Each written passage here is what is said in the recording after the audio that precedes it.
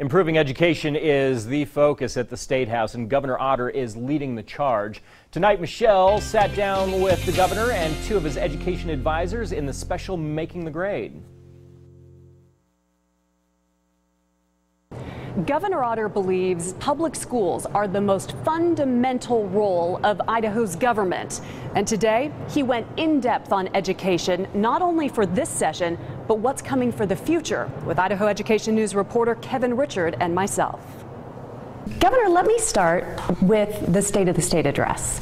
You seemed absolutely passionate about education, even to the point of maybe being a bit fiery.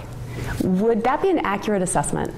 Well, I like your assessment, but I would tell you this: I don't ever remember, not only myself, but probably any other governor, back from '72 when I started to listen to the State of the States, that devoted 44 out of 90 pages of a State of the State address to education, emphasizing obviously the importance, the catch-up, and enhancing every opportunity that we got for the governor's task force recommendations.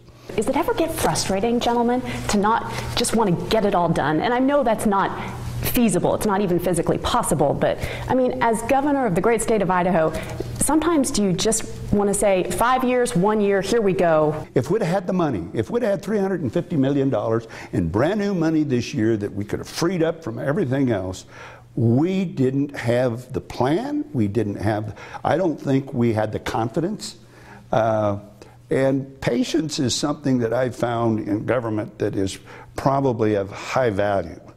You know, there's things that I moved too fast on, Props 1, 2, and 3. Good ideas, failure. Failure because we didn't have the patience that we should have to have gone out and brought all of the stakeholders in and said, what do you think about Prop 1? And school districts need broadband. Nobody would argue against that. How do we get to the point of making the system work? Well, let's first, I believe that the broadband, the IEN, has proved its value. In fact, it is almost, there is a lot of dependence already on the IEN. I haven't heard anybody say, seriously, let's just get rid of the IEN. Is there anything that the three of you have seen that you would definitely like to see done differently when it comes to the IEN? I'd like to see it.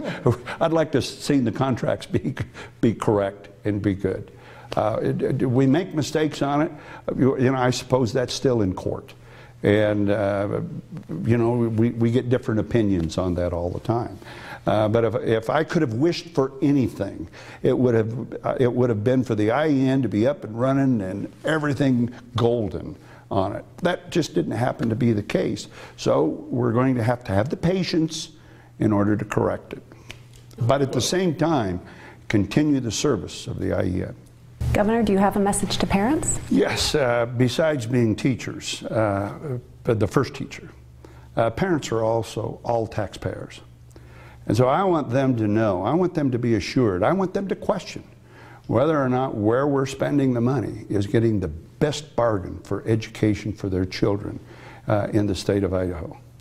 And I think I think the legislature would agree with me that we go forward with this plan, that they are going to be assured, it'll be a positive answer for them, that yes, we are spending this money in the best possible way that we can. Yes, we've got a good plan, and yes, we're going to try to keep those taxes as low as possible while we're building the best education system in the United States. And that was just a small snippet of what the governor had to say about education. Tomorrow night, right here and On Your Side, I ask him if education becomes his legacy. Reporting from the Capitol, Michelle Edmonds, Idaho On Your Side.